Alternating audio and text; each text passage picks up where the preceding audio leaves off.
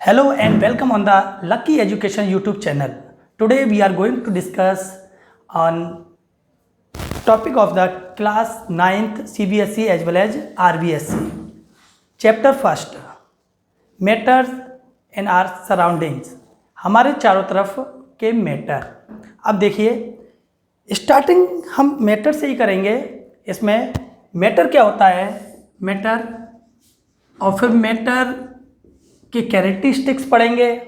उसके बाद फिर हम मैटर का क्लासिफिकेशन देखेंगे. तो देखिए मैटर क्या होता है, any body or particle which possesses mass, occupy space and can be felt one or more than one of our sense organs. ऐसा कोई भी कण या पिंड जिसका मास हो, जिसमें मास होता है, द्रव्यमान होता है और जो स्पेस ऑक्यूपाई करता हो, वॉल्यूम रखता हो और जिसे हम एक या एक से अधिक अपनी सेंस ऑर्गन के द्वारा महसूस कर सकते हैं, वो सभी पदार्थ कहलाते हैं मैटर. अब देखिए क्या क्या, अगर मैटर की डेफिनेशन देना चाहें, एनी पार्टिकल और body which possesses mass, occupy space and can be felt by our sense organs.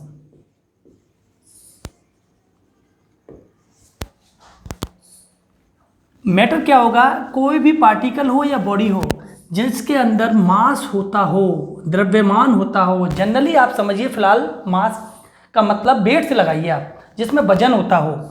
Occupy space, जो जगह घेरता हो, जिसका कुछ ना कुछ वॉल्यूम होता हो. And can be felt by our sense organ, जिसे हम अपने सेंस ऑर्गन के द्वारा eye, nose, tongue, ear and skin के द्वारा हम महसूस कर सकें. वो सभी पदार्थ, वो सभी पार्टिकल और बॉडी जो होगी वो क्या कहलाएगी, मैटर कहलाएगी, पदार्थ कहलाएगी. हिंदी में पदार्थ बोलते हैं इसे. अब हम बात करूं कि मुझे किसी से बहुत ज़्यादा जेलसी है, मैं बहुत ज़्यादा हेट करता हूं किसी को, या माँ होती है वो अपने बच्चे से प्यार करती है, तो प्यार हुआ, ये हेट हुआ, जेलसी मतलब जेलस भावना हुई आपकी. तो ये क्या, इनको आप ये कोई जगह घेरते हैं क्या? क्या इनमें कोई द्रव्यमान होता है, इनमें वजन होता है क्या? ये प्रॉपर्टी इसमें है इनमें, लेकिन हम हमें पता चलता है कि इनमें कुछ भी नहीं है ऐसा. मैं मार्कर की बात करूं, क्या मार्कर में वजन है? हाँ बिल्कुल है. क्या ये जगह ऑक्यूपाई करता है, जगह घेरता है ये? हाँ बिल्कुल घेरता है.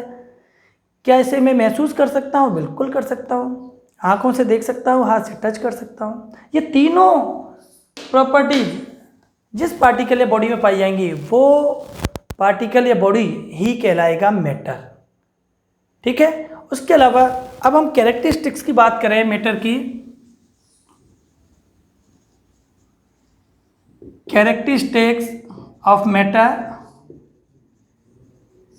आपको मालूम है मैटर जो होता है वो every matter are made up of small और टिनी पार्टिकल्स. कोई भी दुनिया का कोई भी मैटर हो वो छोटे छोटे पार्टिकल से मिलके बना होता है. और जो पार्टिकल होते हैं उनके बीच में एक गैप होता है.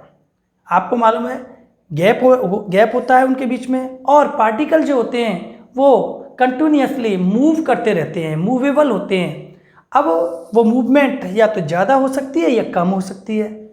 तीसरा क्या होता है, particles of matter attract to each other. क्या क्या प्रॉपर्टी होगी या कैरेक्टरिस्टिक्स क्या है मैटर के? पहला क्या होगा, particle of matter have space. उनके बीच में स्पेस होता है, गैप होता है. दूसरा क्या होगा, particle of matter attract to each other. एक दूसरे को क्या करते हैं, अट्रैक्ट करते हैं ये. और गैप होता है, अट्रैक्ट करते हैं. और एक जो गैप, उसके अलावा हाँ अट्रैक्ट जो करते हैं वो एक पर्टिकुलर फोर्स होता है, फोर्स के द्वारा वो क्या करते हैं एक दूसरे को एक अट्रैक्ट करते हैं। अब हम बात करते हैं, जैसे मैंने बोला था कि particle of matter have space, पहला हुआ। दूसरी बात करूं मैं, पार्टिकल ऑफ मैटर, पार्टिकल्स कर लीजिए आप, particles of matter attract to each other. और थर्ड वन की बात करें, particles of matter move continuously,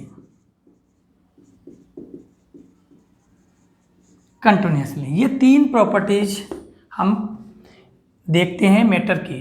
पहली होती है मैटर के बीच में क्या होता है, गैप होता है। ये कैसे पता लगा सकते हैं मैटर के बीच में गैप होता है? आपने देखा होगा वाटर के अंदर जब आप सॉल्ट को डिजॉल्व करते हैं तो देखते हैं कुछ समय बाद सॉल्ट जो होता है पूरा पूरा गायब हो जाता है, ऐसा लगता है डिसअपियर हो गया, लेकिन वास्तव में वो डिसअपियर नहीं हुआ। वाटर के जो मॉलिक्यूल्स हैं उनके बीच में गैप है, उस गैप के बीच में वो पार्टिकल्स जो है यानी सॉल्ट पार्टिकल वो उसके बीच में अरेंज हो गए हैं। तो इससे पता लगता है हमें कि पार्टिकल ऑफ मैटर, मैटर के जो पार्टिकल होते हैं उनके बीच में क्या होता है, गैप होता है। दूसरा बात करें, particle of matter attract to each other. कोई भी मैटर के जो पार्टिकल होंगे एक दूसरे को एक सर्टेन फोर्स से बाइंड करते, बांध के रखते हैं। अब वो फोर्स अगर वीक हुआ तो वो गैसियस स्टेट बन जाएगी, अगर वो बहुत ही हाई हुआ, हाई यानी टोटल क्लोजली पैक्ड हुए, अगर वो एक दूसरे के साथ में बाइंड करके रहे, बंधे हुए होए, तो उस स्टेट को बोल देते हैं सॉलिड। और अगर ना तो ज़्यादा अट्रैक्शन फोर्स है ना कम है, तो उस समय जो स्टेट बनती है वो हो जाती है लिक्विड स्टेट। अब हम बात करते हैं particle of matter move continuously. Matter के जो पार्टिकल होते हैं वो लगातार गति करते रहते हैं, उनमें काइनेटिक एनर्जी होती है। अब काइनेटिक एनर्जी किसी में ज़्यादा होगी, किसी में कम होगी। जनरली हम पढ़ते हैं मैटर की तीन स्टेट होती हैं, solid, liquid, gas.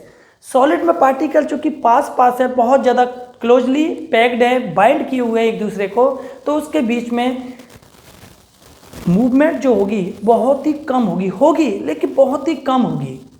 Gaseous form की बात करें, स्टेट की बात करें, तो गैसियस स्टेट में पार्टिकल चूँकि दूर दूर होते हैं उनके बीच में फ्री मूवमेंट काफ़ी अधिक देखने को मिलती है, क्योंकि वो फोर्स जो होता है उनके बीच में वो क्या होता है, वीकेस्ट होता है, सबसे कम होता है, जबकि सॉलिड में क्या होता है, हाईएस्ट होता है। अगर इसको हम एग्जाम्पल से समझना चाहें तो किसी वाटर में अगर हम बात करें, कॉपर सल्फेट ब्लू कलर का होता है, पोटेशियम परमैंगनेट ये वॉयलेट कलर का होता है। इसकी अगर हमने कोई एक ड्रॉप टपकाई यानी बूंद उसमें डाली तो बूंद होती है धीरे धीरे धीरे करके चारों तरफ फैल जाती है। अब वो फैली क्यों?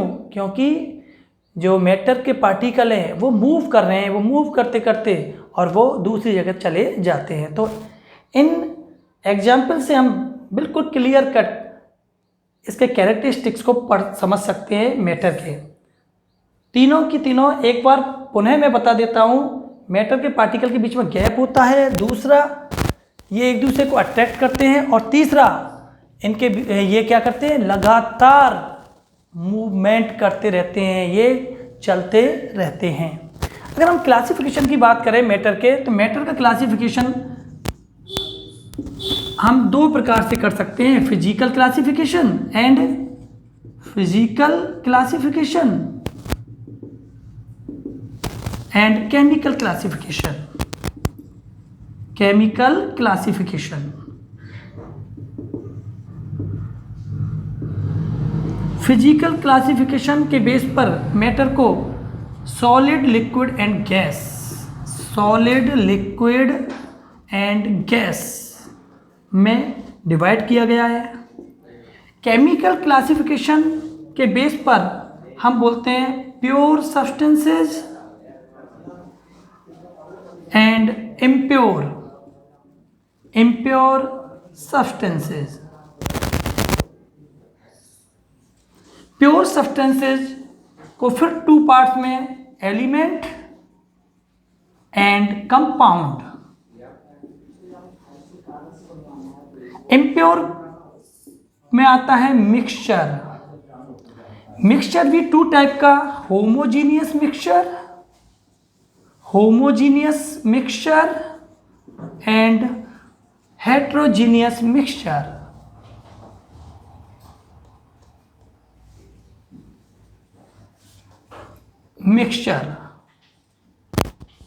एलिमेंट को भी हम बात करें तो एलिमेंट को भी फर्दर क्लासिफाइड कर सकते हैं, metal, non metal and metalloids. Compound का फर्दर क्लासिफिकेशन करें तो कर सकते हैं organic compounds and inorganic compounds.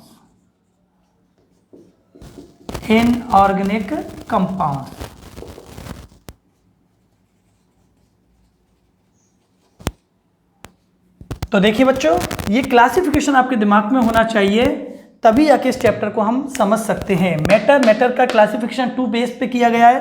एक तो फिजिकल क्लासिफिकेशन किया गया, एक केमिकल क्लासिफिकेशन। फिजिकल क्लासिफिकेशन के बेस पर मैटर को सॉलिड, लिक्विड, गैस में डिवाइड किया गया है, और केमिकल क्लासिफिकेशन के बेस पर मैटर को ही दो पार्ट्स में डिवाइड किया गया है, pure matter and impure matter. Pure substances बोल सकते हैं। प्योर सब्सटेंसेज जो होते हैं ये भी दो तरह के होते हैं, एलिमेंट एंड कंपाउंड्स। एलिमेंट तीन तरह के, metal, non metal, metalloids. Compounds two type के, organic compounds and inorganic compounds. Impure substances जो होता है उसमें मिक्सचर को शामिल किया गया। मिक्सचर टू टाइप का होता है, homogeneous mixture and heterogeneous mixture. तो ठीक है बच्चों, आज के लिए इतना ही। अब हम नेक्स्ट क्लास में और इसको पूरे को, इस चार्ट को और इस चैप्टर को समझाने का प्रयास करेंगे। Thank you very much.